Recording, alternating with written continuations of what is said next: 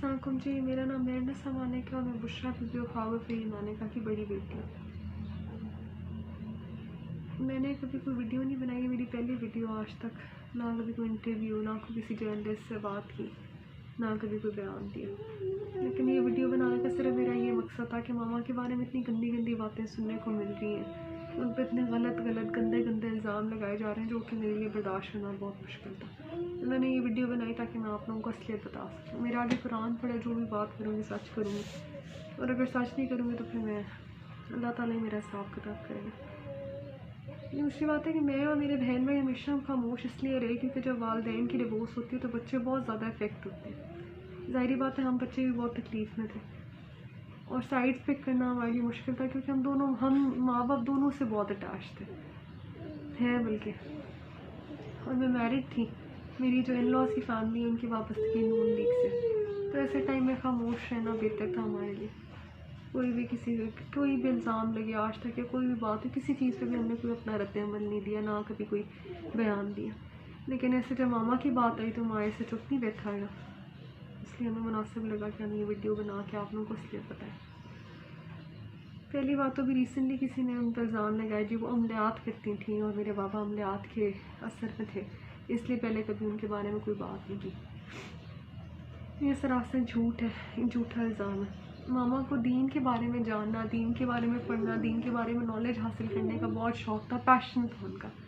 उनको कोई बुक मिलती थी औलिया किराम की ज़िंदगी के बारे में, कुरान की तफसीर से लेके जो भी दीन के बारे में था वो पढ़ती थी और उस नॉलेज को फिर वो आगे लोगों तक पहुंचाती थी। किस तरह पहुंचाती थी? उनसे कोई सवाल करता था, कोई हेल्प मांगता था तो वो दीन की रोशनी में उसकी रहनुमाई करती थी। इतना सिर्फ उनका कसूर है। दूसरी बात, मामा एक बहुत सादी ज़िंदगी उन्होंने हमेशा गुजारी है। उनकी ज़िंदगी उनका क्या था, रूटीन से उठती थी क्योंकि हम जॉइंट फैमिली में रहते थे, हमारे पास 2 रूम्स होते थे। मैं सबसे बड़ी बहन हूँ, हम 5 बहन भाई। तो उनकी रूटीन थी सफाई करा के डिजाइनर बिछा लेनी, वहीं पर खाना, हम बच्चों का दस्तरखान भी वहीं पर होता था, हम खाना उठना बैठना, इवन होमवर्क का हम उनके पास बैठ नहीं करते थे, हर वक्त हम मामा के पास होते थे। और उनकी कोई सोशल लाइफ नहीं थी, उन्होंने सारा टाइम सिर्फ अपने बच्चों के लिए और सिर्फ ये दीन की एजुकेशन यानी दीन के बारे में जानना पढ़ना इसमें लगा दिया, पूरी ज़िंदगी सिर्फ इस काम से लगाई। तो ऐसी औरत जितनी पर्दादार और इतनी नेक, उसके बारे में इस तरह की बातें सुनना बहुत हमारे लिए बहुत तकलीफ थे और मैं कभी सोच भी नहीं सकती थी कि इस तरह वीडियो बना के हमें उनको कैरेक्टर को डिफेंड करना पड़ेगा। लेकिन खैर, दूसरा उनकी बात की गई जी कि इद्दत में उन्होंने कहा कि मेरे बहन भाई क्योंकि छोटे थे, मामा घर में ही इद्दत, जो शरई इद्दत होती है, वो टाइम पूरा करके गई थी। मामा का रूम अलग हो गया था बाबा से क्योंकि बहन भाई छोटे थे, शायद उनको अंदाज़ा नहीं था, मैं अंडरस्टैंड करती थी इस चीज़ को। तो वो टाइम जो इद्दत का होता है वो उस घर में ही रह के उन्होंने शरई इद्दत पूरी की। उसके बाद वो नानी के घर चली गई और नानी के घर काफ़ी अर्सा रहने के बाद उनकी खान साहब से निकाह हुआ। और ये बात कि वो निकाब के बगैर मिलती थी और खान साहब ने उनको देखा हुआ था पहले, ये भी बिल्कुल झूठ है, इसमें भी कोई सच्चाई नहीं है। जिन्होंने की है, क्या वो किसी मुलाकात के साथ थे जिनको पता हो कि मामा बेपर्दा होकर मिलती थी या मामा ने कभी निकाब के बगैर उनको मिली थी? ये बिल्कुल गलत बात है। खान साहब ने वाकई उनको पहली दफ़ा निकाह के बाद ही उनका चेहरा देखा था क्योंकि मामा ग्लव्स और निकाब के बगैर कभी खान साहब को मिली ही नहीं थी। वो पर्दादार खातून है, हमेशा हर नामहरम से पर्दे में ही मिली है। पहली बात, उनका घर से कहीं आना जाना होता ही नहीं था, वो ना वो घर से निकलती थी, ना उनका कोई मिलना मिलाना था, ना कोई उनका सोशल सर्कल था, वो घर में ही रहती थी।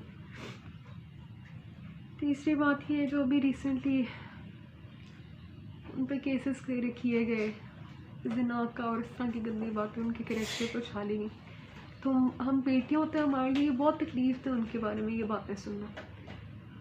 तो कुरान से ऊपर, अल्लाह ताला की अदालत से ऊपर तो कोई नहीं है ना इस दुनिया में ना। वैसे इंसाफ हमें मिल भी नहीं सकता और ना इंसाफ की उम्मीद है किसी से। हमारी अदालतों में कितना कोई इंसाफ हो रहा है सबको ही पता है। लेकिन सिर्फ एक बात तो आप लोगों तक पहुंचाना कि किसी के किरदार को शिकना बहुत आसान होता है, सबूत के साथ करें। सबूत क्या है आपके पास इन चीज़ों के? ज़िना करती थी, वो अमलियात करती थी, किसी, अल्लाह ताला ने कहा कि किसी नेक औरत के ऊपर तोहमत लगाना बहुत बड़ा गुनाह है, और जो लगा रहे हैं ना, मुझे यकीन है कि वो अल्लाह ताला उनका खुद ही उनको इस चीज़ का वो देगा। मुझे कुछ कहने की ज़रूरत नहीं है। अल्लाह ताला शहंशाह है और हमने अपना हर केस जो है वो अल्लाह ताला की अदालत में छोड़ा है, क्योंकि इस दुनिया में तो किसी से इंसाफ की कोई उम्मीद नहीं, ना किसी रिश्तेदार से और ना ही हमारी अदालतों से। लेकिन सिर्फ बताने का मकसद ये था कि कुरान पे हाथ रख के इस चीज़ की गवाही देते हैं कि हमारी माँ वाकई बहुत नेक औरत है, और उन पे लगाए हुए तमाम इल्ज़ाम, सारी गंदी बातें बिल्कुल बेबुनियाद और झूठी है। क्योंकि हम बच्चे हैं, हमारे से ज़्यादा उनको कोई नहीं जानता। फिर लतीफ़ ड्राइवर होगा या कोई भी नौकर होगा, उसकी गवाही से ज़्यादा आगे हमारी बात है, क्योंकि हमने उनके साथ ज़्यादा टाइम गुजारा।